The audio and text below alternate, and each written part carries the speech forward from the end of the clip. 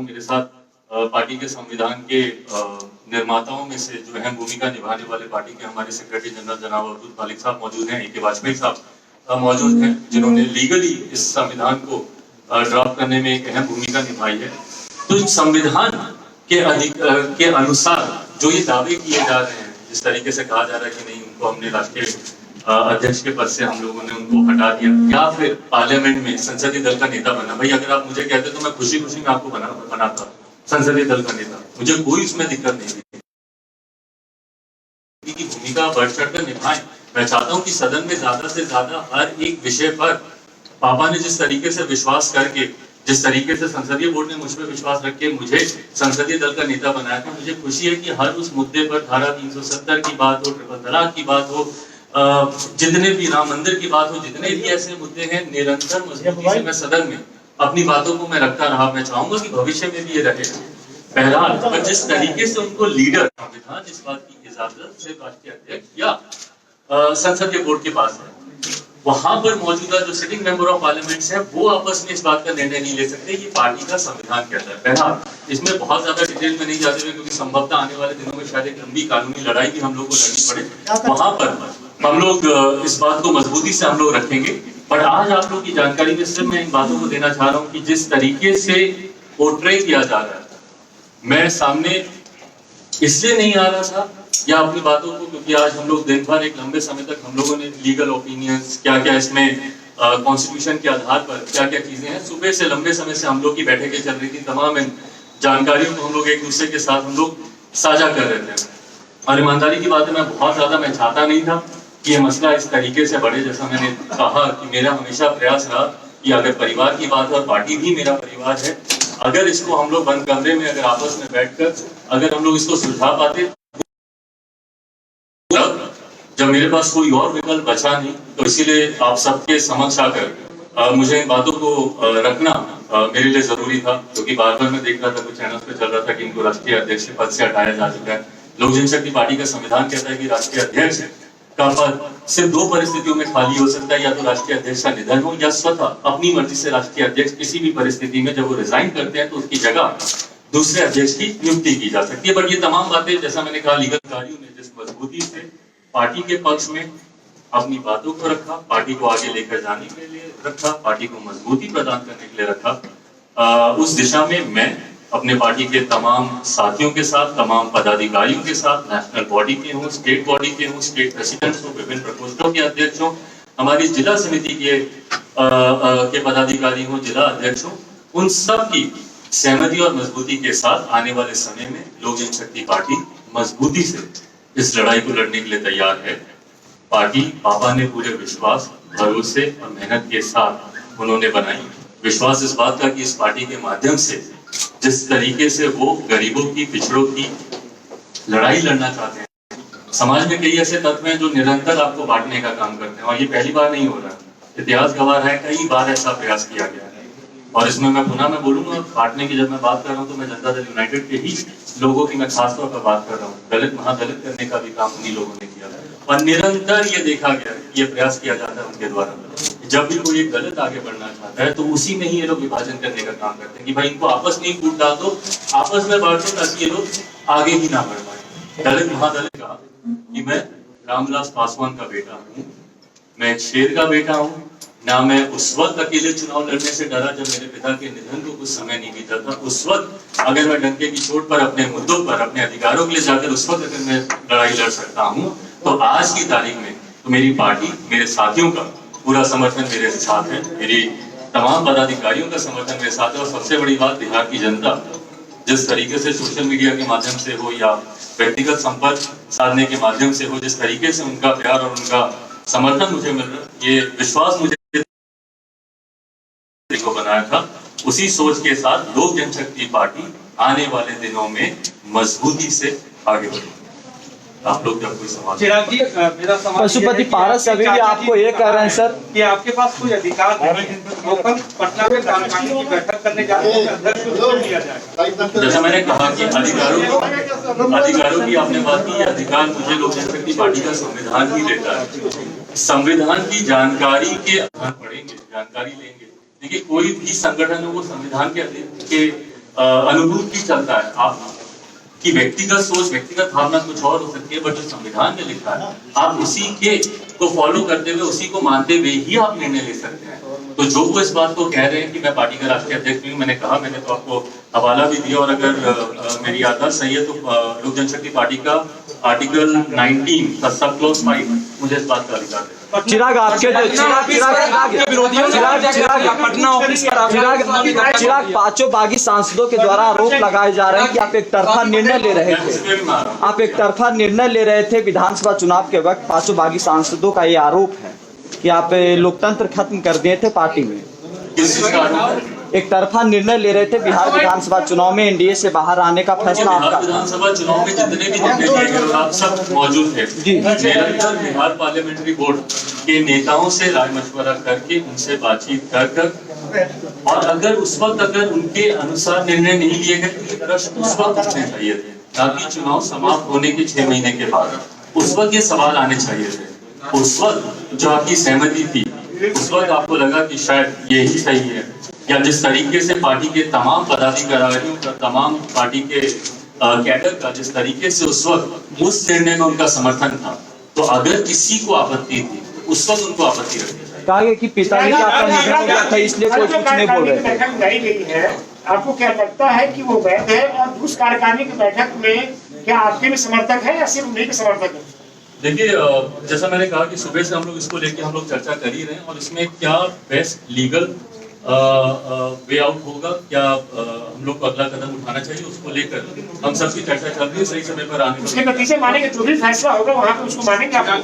नहीं, उस फैसले को मानने का मेरे मानने का उसमें क्या उद्देश्य है? जैसा मैंने कहा कि वो अथॉराइज ही नहीं है इस तरीके की बैठक को बुलाने के लिए, या इसमें लिए गए किसी भी फैसले को पार्टी के कॉन्स्टिट्यूशन के आधार पर चलना जरूरी है, अनिवार्य है। जैसा मैंने कहा कि उन्होंने अपनी जानकारी के हिसाब से लोकसभा अध्यक्ष ओम बिरला जी को भी उन्होंने एक पत्र लिख दिया, बट पार्टी का कॉन्स्टिट्यूशन, लोक जनशक्ति पार्टी का संविधान क्या कहता है, उसी के अनुसार, उसी के अनुरूप आप निर्णय लेंगे ना, उससे अलग हटके आप निर्णय नहीं ले सकते। चिराग जी,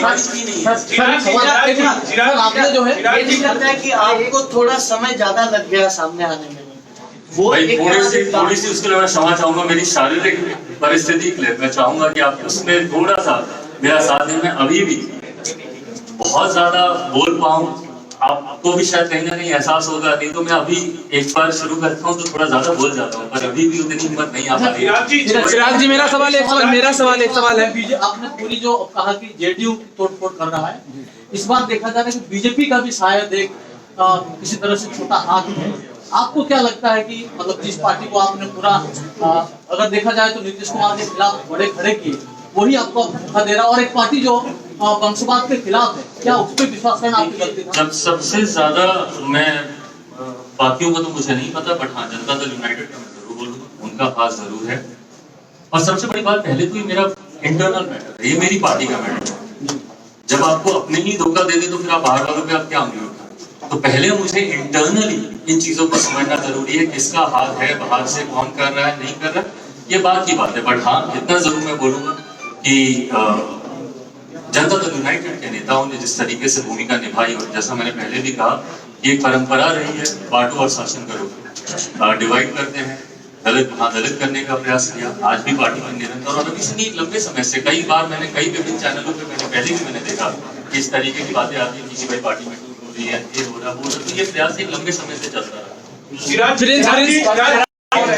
आपने जिक्र किया स्वाति पटेल का, और स्वाति पटेल ने इस हिंदुस्तान पर ये कहा कि प्रिंस के ऊपर एवं शोषण का आरोप है, और ये सब आपकी जानकारी में, क्या सच है सर?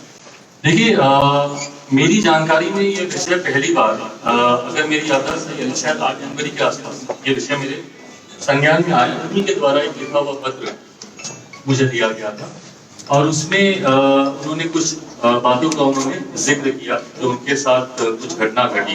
प्रिंस से जब मैंने इन बातों को जानना चाहा तो उन्होंने दूसरा पहलू मेरे सामने रखा, उनका वर्जन टोटली डिफरेंट था, और जिस मोहतरमा ने इन बातों को कहा, उनका वर्जन टोटली डिफरेंट था दोनों का।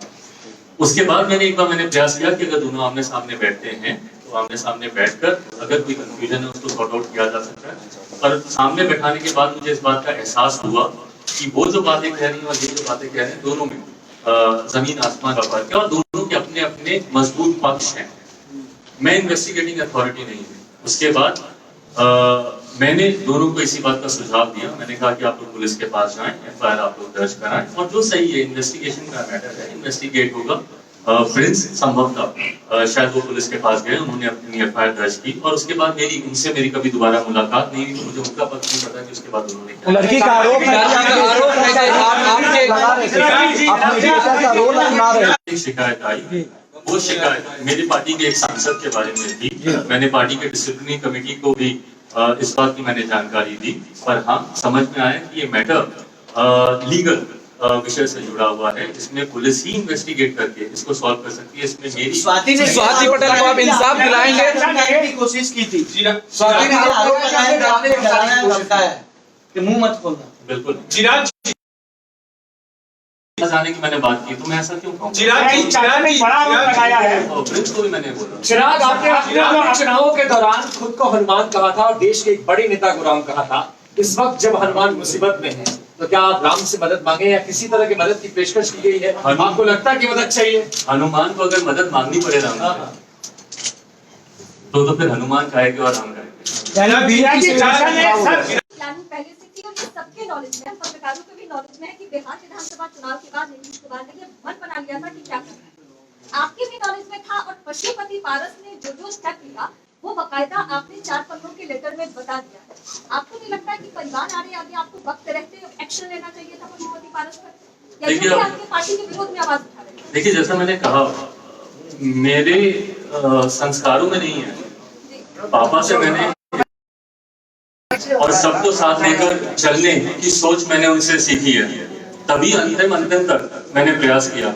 उस दिन जब मैं उनके घर पे भी गया, उस दिन की अगर मैं बात बोलूं, मैं ईमानदारी से, मैं शारीरिक तौर पर मेरी क्षमता उतनी नहीं थी कि मैं जाऊं और वहां पे वो कर सकूं, बट उसके बावजूद मैंने वो प्रयास किया। मैंने अपनी तरफ से मैंने आखिर तक मैंने कोशिश की। जो आप कदम उठाने की बात कर रही हैं, जैसा मैंने कहा कि चुनाव के दौरान से कहीं ना कहीं आभास था, तो पार्टी के सांसदों के ऊपर शायद सस्पेंशन की। मेरे पापा का निधन हो गया, पापा अब नहीं है। मेरे छोटे चाचा का भी निधन हो गया। पार्टी में सेकेंड जनरेशन हम लोग हैं, पर पहली जनरेशन में अगर कोई है हम लोग ले, मैं मेरे अपने भाइयों की बात कर रहा हूँ, चाचा ही थे। पापा के बाद में उनमें पापा की छवि देखता था। मुझे विश्वास था कि शायद वो मार्गदर्शन करेंगे, जैसे पापा हम लोग को साथ लेकर चले, वो भी लेकर चलेंगे। मैं अनाथ शायद उस दिन नहीं हुआ था जब पापा का निधन हुआ, शायद अब हुआ जब इन्होंने भी मेरा साथ छोड़ा। चिराग जी, क्या नीतीश कुमार को सीधे आप जिम्मेदार मानते हैं आपकी पार्टी में फूट के लिए? और दूसरा सवाल ये है कि बीजेपी के नेताओं को पूरी तरह से क्लीन चिट देते हैं जो आपकी पार्टी के अंदर में, क्योंकि आप एक तरफ कह रहे हैं कि ये पार्टी का अंदरूनी मामला है, लेकिन दूसरी तरफ तो आप जेडीयू के नेताओं को। ये इंटरनल मैटर है, मैं इंटरनली इसको मैं सुलझा रहा हूँ। आने वाले समय में अगर किसी से बात करने की जरूरत पड़ेगी, किसी प्लेटफॉर्म पे इन बातों को डिस्कस करने की जरूरत पड़ेगी, तो उसको भी किया जाएगा। कोई सुलह का रास्ता बचा है सर पार्टी के अंदर? कोई सुलह का रास्ता बचा है? सवाल पूछा, कोई सुलह का रास्ता बचा है सर? जो किया, जो अपने आदरणीय चाचा जी को आपने बताएगा, वो सवाल पूछे। दूसरा ये कि जब आपने ये कह दिया था ये लीगल मामला है, आप लोग दोनों लोग पुलिस के पास चले जाइए, तो और आपने कोई कार्रवाई? मैंने ये पत्र शायद 29 मार्च को मैंने एक पत्र लिखा था, होली के दिन मैंने पत्र लिखा था। इस पत्र को लिखते वक्त इस पत्र को कभी सार्वजनिक किया जाएगा ये मेरी मंशा कभी नहीं थी। कल भी जब मैंने इस पत्र को अपने ट्विटर हैंडल से जब मैंने इसको अपलोड किया, उसमें मेरी इंटेंशन इनके बारे में या इनके विषय को साझा करने की नहीं थी। एक संजोग ऐसा था कि पूरे उस 4 पन्ने के पत्र में एक पत्र को आप साझा करें, पर मुझे जब अपनी जिम्मेदारी का एहसास हुआ तो मैंने उसमें से उनका नाम को मैंने हटाया। मेरी इंटेंशन उनके वाक्य के बारे में चर्चा करने की नहीं थी। कल मेरी इंटेंशन इस पूरे घटना चक्र, जो कि मेरे लिए बड़ा विषय है, मेरी पार्टी में जिस तरीके से टूट हुई, उस बार में मेरी भूमिका कहाँ पर रही व्यक्तिगत तौर पर। नेशनल दस्तक की आपसे गुजारिश है कि अगर इसको बचाना चाहते हैं तो नेशनल दस्तक को सब्सक्राइब करने के लिए रेड कलर के सब्सक्राइब बटन को दबाएं, फिर बेल आइकन की घंटी दबाएं। नेशनल दस्तक को बचाने के लिए बहुत जरूरी है कि हर खबर को शेयर करें, लाइक करें, कमेंट जरूर करें।